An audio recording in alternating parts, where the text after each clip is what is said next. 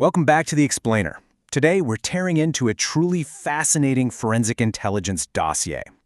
Now, this source material is uniquely structured as a clinical, zero-nonsense briefing specifically meant for a member of Congress. It completely bypasses all the usual public narratives about alien saucers to outline what it claims is the true terrestrial reality of the UAP phenomenon.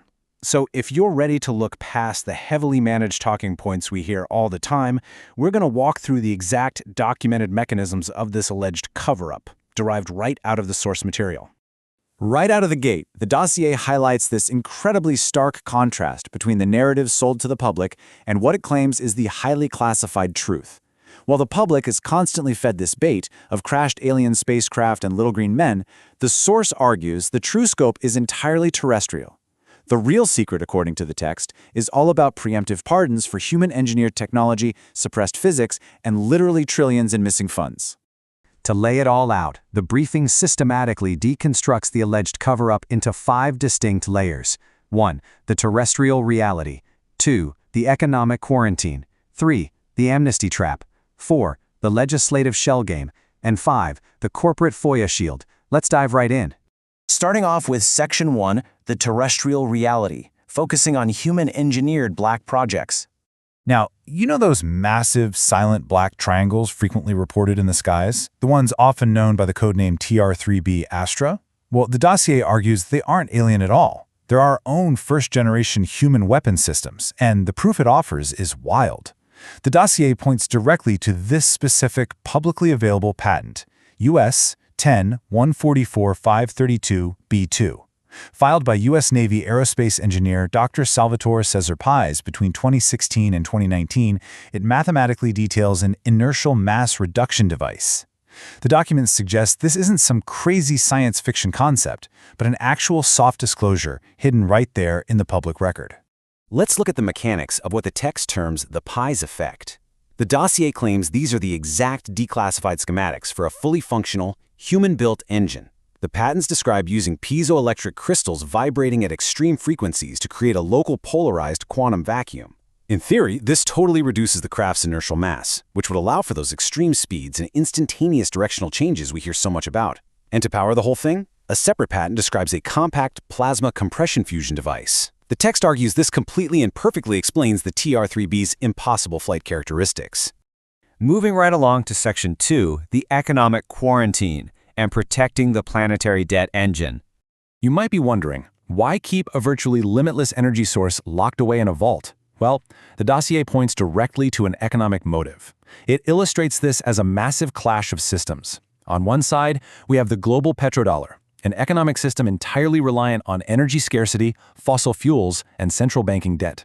On the other side, you have zero-point physics and these mass reduction engines, which offer free, unmetered, decentralized power to the entire planet. The dossier argues that if this so-called breakaway civilization actually released zero-point energy, the multi-trillion-dollar petrodollar system would absolutely collapse overnight. So the secrecy is fundamentally framed as an economic blockade, specifically designed to maintain artificial scarcity. The text suggests that the secret space program essentially acts as an enforcer for this technological quarantine.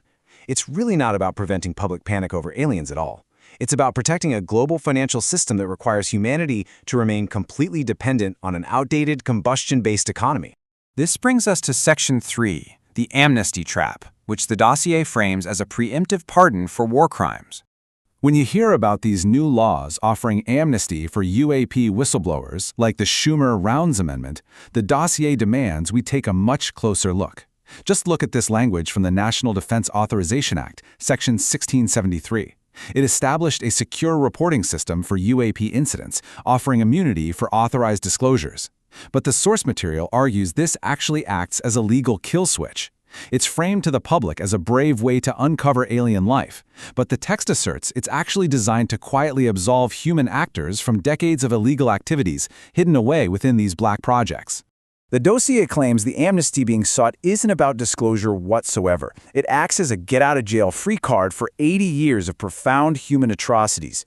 The text links these legacy programs not to retrieved alien tech, but to specific historical events. The 1943 Philadelphia experiment, which involved alleged negligent homicide and a massive cover-up. The 1953 Project MKUltra, involving non-consensual torture, flowing right up to the 2023 UAP Disclosure Act.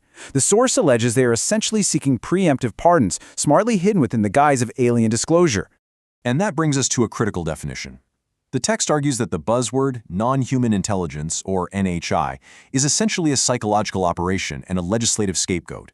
By blaming an extraterrestrial threat, the perpetrators can use the ultimate just following orders defense. The dossier claims this allows them to completely reframe decades of human atrocities as necessary evils, committed during a desperate, highly classified war against a powerful other.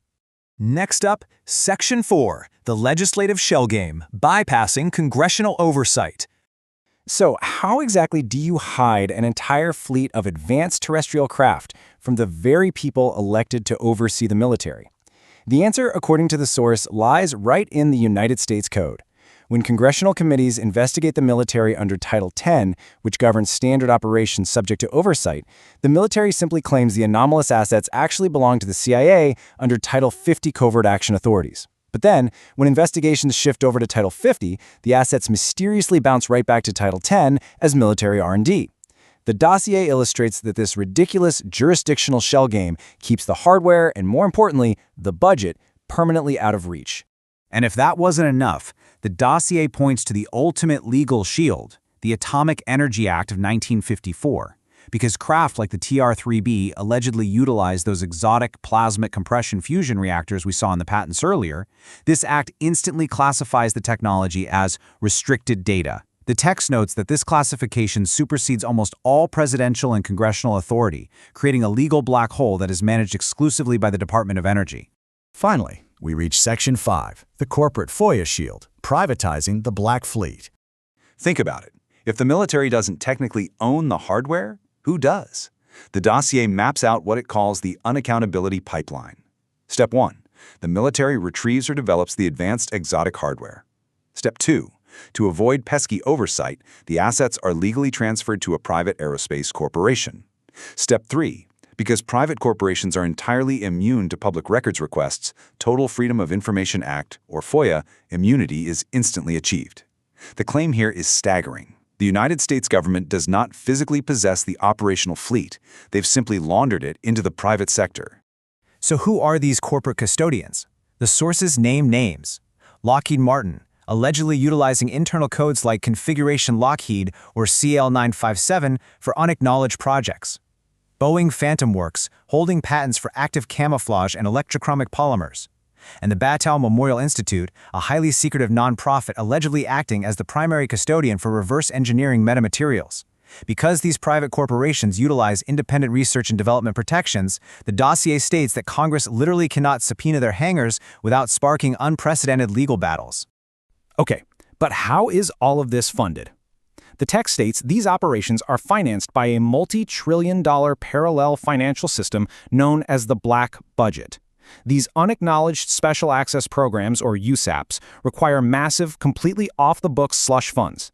We're talking about programs that, by their very definition, operate with zero accountability, zero oversight, and absolutely no legal constraints.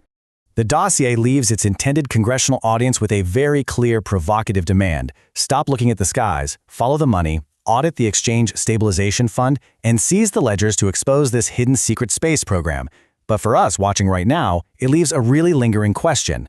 Are we being purposefully distracted by the hunt for little green men while an entire century of terrestrial technological progress is hidden right under our noses? Thank you for joining me for this explainer. I hope this helps you see this complex topic with a completely new perspective.